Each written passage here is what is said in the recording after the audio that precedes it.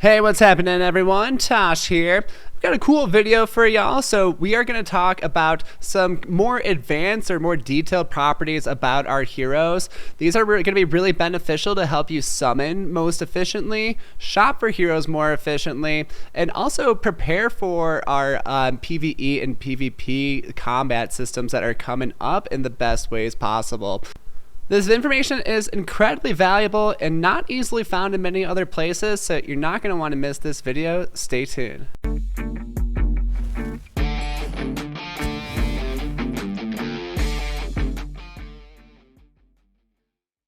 If you don't mind throwing a like on the video and a subscribe to the channel, always much appreciated. And do note that there is no financial advice in this video. This is educational content for DeFi Kingdoms only.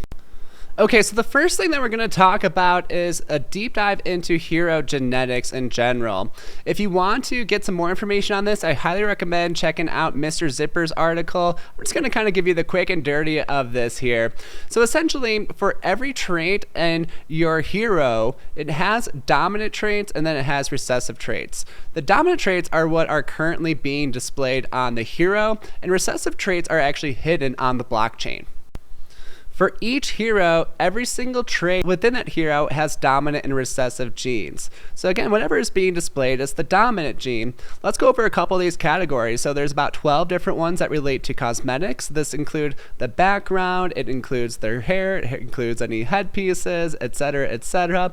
It includes the class, it includes the subclass, it includes the profession, it includes the profession bonuses, etc., etc. So for every single trait, we have one dominant gene, and then we have 3 different recessive genes, but these recessive genes are not all weighted equally, so we'll call these R1, R2, and R3. When you summon with 2 different heroes, you put their genetics together, and they put their traits up, and then those go through a sequence of different roles to determine what trait is going to be displayed onto the new summoned hero.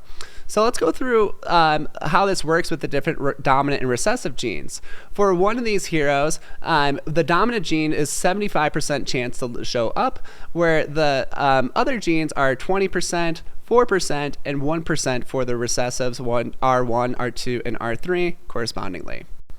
So let's just take a look at my favorite summoning pair real quick. We've got Anvaven Blaze Spirit and Hegel Bluetail here, so Thief Archer combination with my Gen Zeros. They've summoned together over 40 times. I don't think all of those have been together.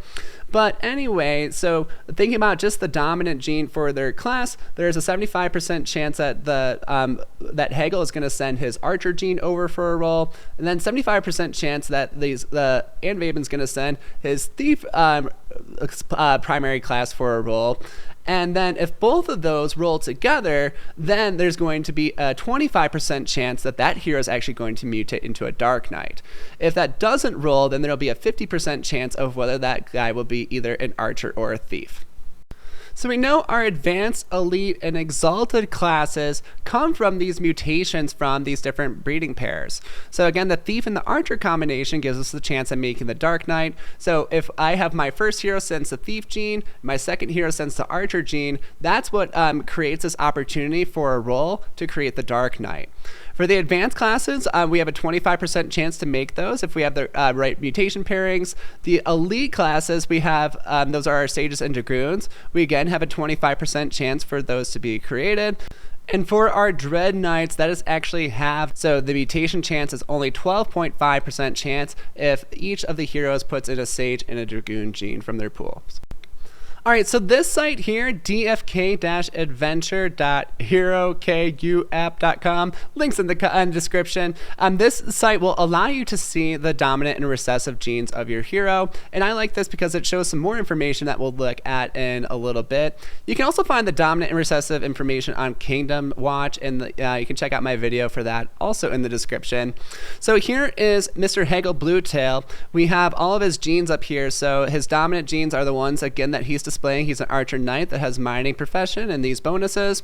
And then his recessive 1 here is a priest. So that means if this 75% chance that he passes archer gene doesn't work out, there's actually a 20% chance that this gene is actually going to pass on. For recessive 2, it's about 4% chance, and then recessive 3 is about 1% chance.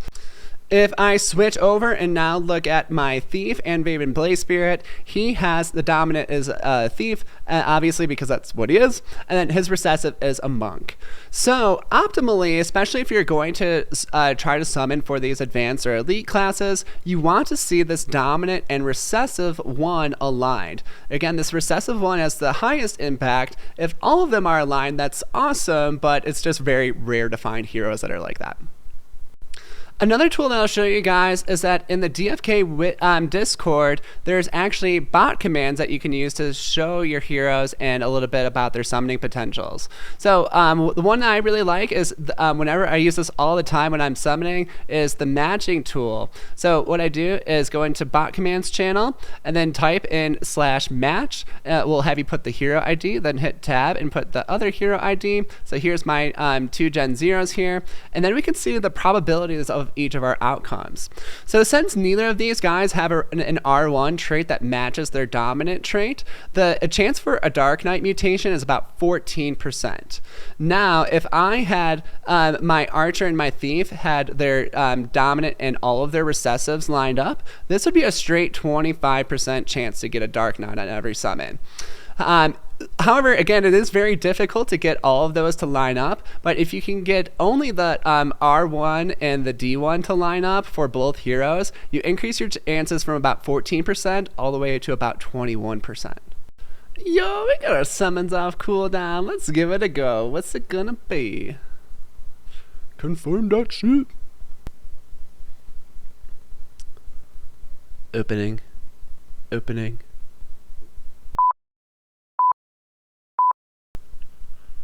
Oh, what's it gonna be? Oh, it's a Thief Knight Gen 1 Miner. Alright, so both those guys are miners, so pretty likely that was going to come up. So note here, this one is Thief Knight. So remember, I have a pure Thief and then Archer Knight. So the Thief class, it rolled, and then the Knight subclass from the Archer actually won out for the dominant gene for the subclass. So note that class and subclass are not related to each other at all. These are rolled completely independently and do not affect each other. Alright, yeah, so looking back here on DFK Adventures, the subclass must have either pulled from the recessive from the Thief or possibly from the dominant from the Archer. So it could have happened either way. I'd have to look deeper to really tell, but not that interested. The main takeaway from that should be that if you are looking to summon with heroes that you are purchasing, that it's really, really, really helpful to look for the alignment of the dominant trait and the recessive 1 at bare minimum. That's going to increase your chances from 14% chance at a mutation all the way to about 21% if we match that up with both heroes. So it's a huge, huge bonus. So many more Dark Knights or whatever advanced classes that you're going for. If that is an option. Note that it's really, really hard to find like a Dark Knight recessive gene, so those pass independently from the heroes, so very difficult to find. With the elite classes, you are usually still stuck at that 14% chance to summon or the 7% chance on the Dread Knights.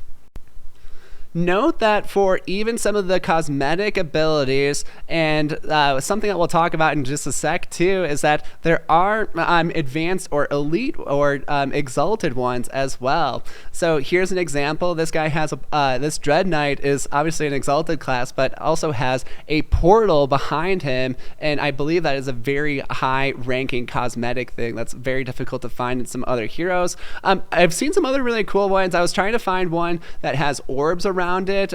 Also another very rare hero. I couldn't find an example for us. I looked through the catalog a bit, but very, very cool to see. And those mutations will happen in a very similar way as the class mutations.